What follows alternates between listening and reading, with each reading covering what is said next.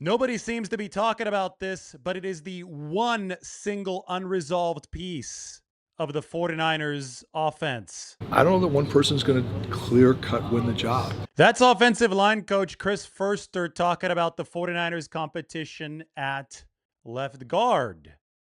Side but related note, maybe the 49ers starting left guard isn't even on the roster yet. Joel Bitonio does technically remain available. But I do think that the 49ers would love if Connor Colby, the second-year player out of Iowa, George Kittle's alma mater, grabbed the left guard starting spot. In fact, George Kittle even called out Connor Colby after a game last year. Expect to see him at our body maintenance on Mondays and Tuesdays because he does not know how to take care of his body yet as a professional athlete. Well, he knew how to take care of Christian McCaffrey's body on a second touchdown. He did. Pulled him in there, didn't he? It's fantastic. That's a good Iowa guy.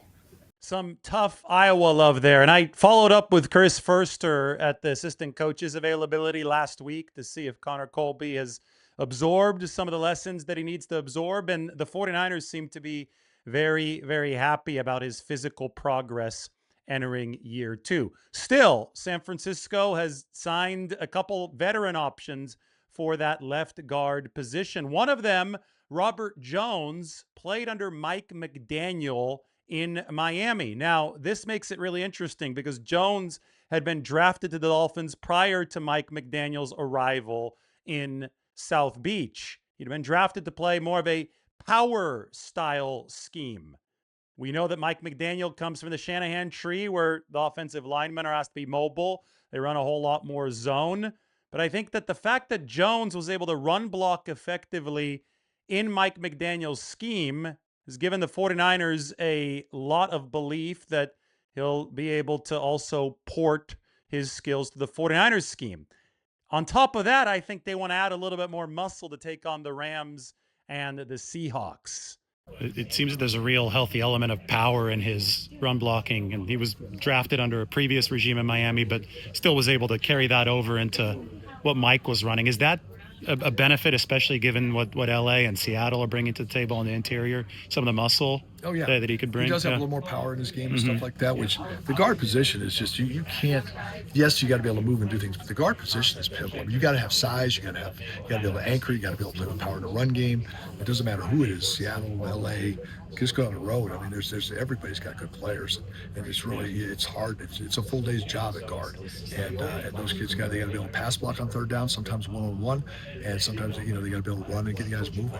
And Rob has done a great job of embracing what they taught him in Miami with the running off the ball and doing the things similar to what we do, and he's brought it here and he's doing a great job with it. That's his strength for sure, and we'll just see. Hopefully, it does add some. I think he. If you were to say who's the best run blocking guard of the guys competing at left guard, I think it's Rob right now. So Jones, the veteran, if he can figure out some of the pass blocking, I think is the odds-on favorite to win the competition. Colby, well, the 49ers, I think, would love for him to win that competition just because they've got the most contractual control there. He was a rookie 7th-round pick out of Iowa in 2025. And then there's Brett Toth. Toth is fascinating because he played both center and left guard for the Eagles in 2025. Did a good job there. But as Chris Foerster explains here, if he plays guard in a game, well, the 49ers might be out of centers if he gets hurt because he's the backup, the primary backup at that position. Replacing Matt Hennessy at backup center is Toth. I know he played both guard and centered Philly. Is that somebody that you're looking at for that? That would be the problem. If Toth did win the guard job, which I'd said he will be involved in it. If he's one of our best 5 players, it does create a little bit of it gets a little sticky because then your backup centers in the game. So then that means he's at risk of getting hurt. So then who's your back? So there has to be a third center that you have to keep on ice because you don't want, because then all of a sudden, if all your centers are playing, one time I had all my centers were playing both guards and center in the game. I'm like, well, wait a minute, I'm losing it. If they could all go out, what's going to happen? Who's going to snap the ball? So, but that's the plan right now. Toth is challenging, and then he'll get to compete at guard. So that would be that's another layer of the problem. But right now, that's not the problem. What we might see, circling back to Chris Foerster's initial answer, is a timeshare at the guard position. And before you think that's crazy, well, the 49ers did it last year. Ben Barch and Spencer Burford split time at left guard. And Bill Walsh actually did this back in the 49ers' heyday. The 1989 season saw the 49ers run rotations at both guard and tackle. On the defensive line, you see rotations all the time. Guys do it to stay fresh, but teams can carry more defensive linemen, and there are also more actual bodies who are capable of playing defensive line at a high level than there are bodies capable of playing offensive line at a high level, which is why it's not as common on the offensive side of the ball. But if you have players of equal talent, or the way that Bill Walsh saw it, and his offensive line coach was Bob McKittrick, and he was very, very detailed about certain assignments and matchups. If you have a certain player who can better combat a certain scheme or defensive lineman, and then you have another offensive lineman who's better at countering something else, then yeah, it could make sense to rotate offensive linemen. That's why the 49ers did it with Barch and Burford last year. Now, the issue last year was they didn't want Spencer Burford playing guard again. They thought he'd be better out of the tackle position, but Connor Colby wasn't quite ready yet, and Ben Barch wasn't durable enough to play entire games for the 49ers and have their confidence that he would stay healthy. So they made up that timeshare, something that Chris Foerster's actually done a couple times before 2025. And from about week 10 to week 13, they split time.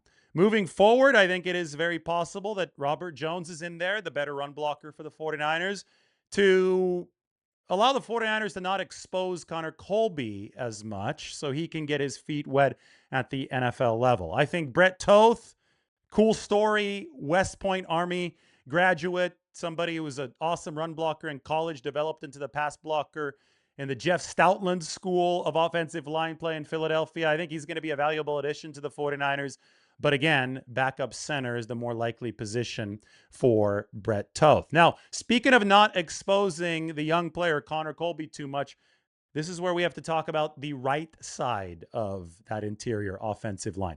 Dominic Puni has got himself a big fan in Trent Williams. Puni's an ultra talented guy. He's just gifted. He's a gifted player. He's a gifted athlete. So, that's to be expected. I expect him to make that leap, to make that Pro Bowl leap, to be in that conversation. He's that good, and I think he should expect it out of himself too.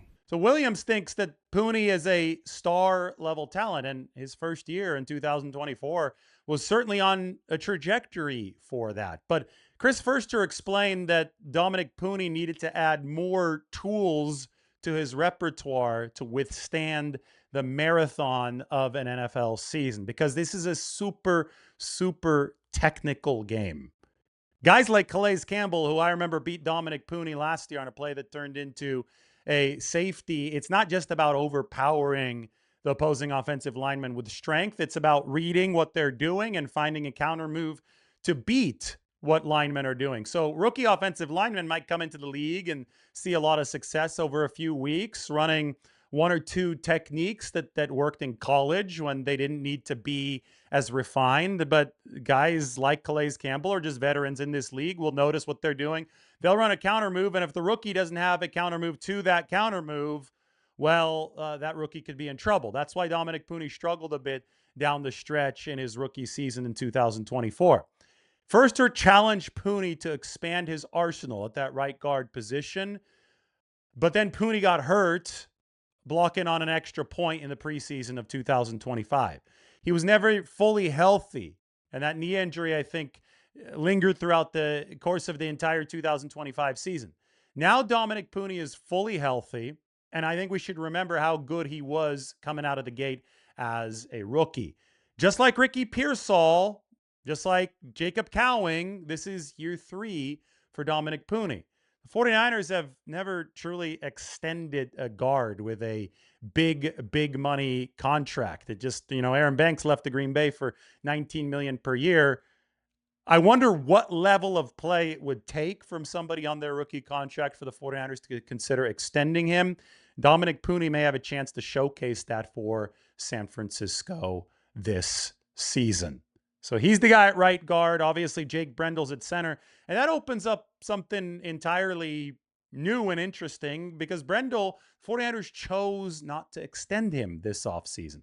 You only let a guy play on a lame duck year if you seriously need him to prove himself, or if you're planning to move on from him after this season. It's very hard to play center. It's very hard to develop and groom a center for a Kyle Shanahan offense because the center has a lot of the quarterback's responsibilities. And I think they trust Jake Brendel with a lot of those, but he is going to be 34 years old.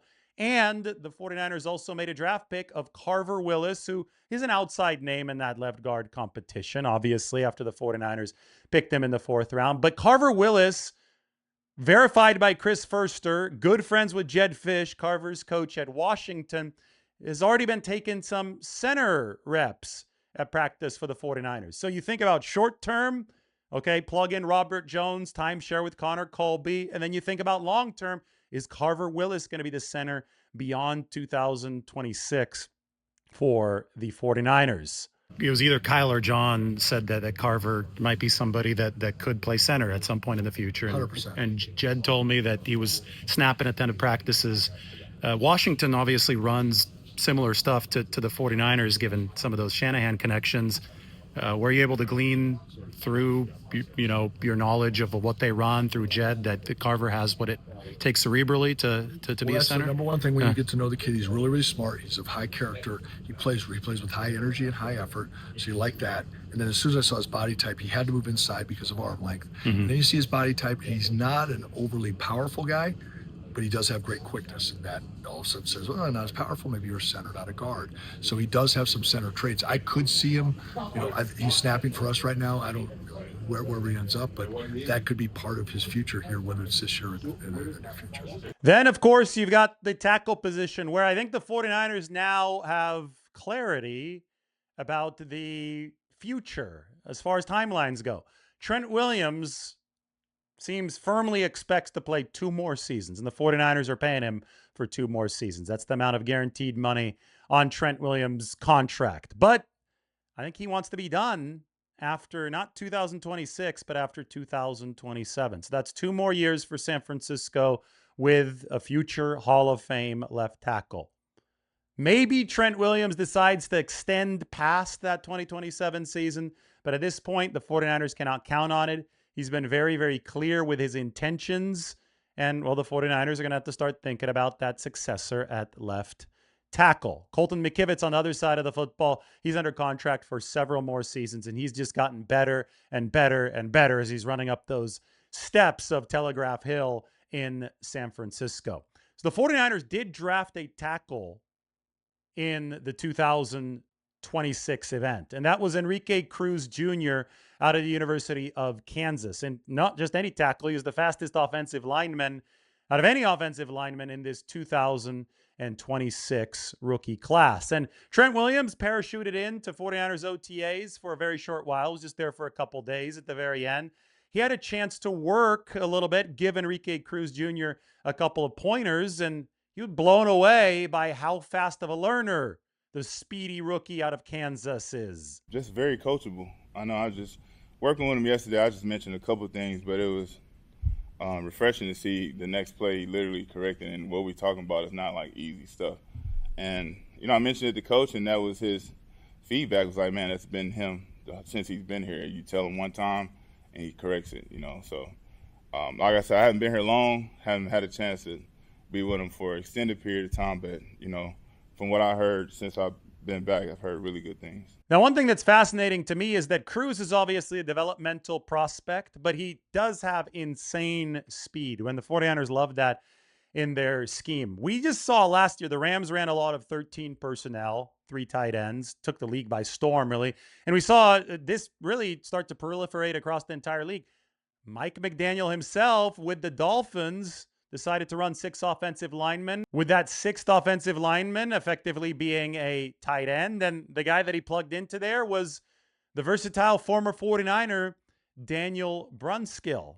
Remember, Brunskill played tight end in college at San Diego State. Then he moved over to offensive line, came up through the AAF when he needed some extra seasoning. He gave the 49ers a whole bunch of quality snaps over the years. It just got me thinking, are the 49ers paying attention to what McDaniel's doing, what the rest of the league is doing? They're also a little bit short at the tight end position right now with George Kittle being hurt. Maybe Enrique Cruz Jr. can cut his teeth playing that 6th offensive line spot if he impresses enough for the 49ers. All possible, but we know that in the big picture, the 49ers are very strong at the tackle spots. Trent Williams, Colton McKivitz, that's a good tackle combination no matter what anyone says. And developmentally, McKivitz has gone from 5th-round pick in 2020, somebody cut ahead of the season in 2021, to long-term starter for the 49ers at right tackle. You have to absolutely love that story. They've got Brendel at center, somebody who obviously they're going to have to replace sooner rather than later, and probably a better backup center situation than they had last year, although Matt Hennessy did a fine job. But Brett Toth was a good player. There, you go online, it's funny. Some Eagles fans even thought that he was playing better than Cam Jurgens last year at that center position. But still, solid for the 49ers at center, and also somebody with flex versatility to back up at the guard positions.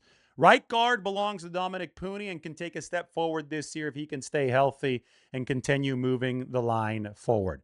Then, of course, you've got the left guard position, and that's where I circle back to the final truly undetermined starting spot on this 49ers offense. This line isn't bad. Don't believe the social media chatter. I don't think that people understand how O-line play across the NFL works.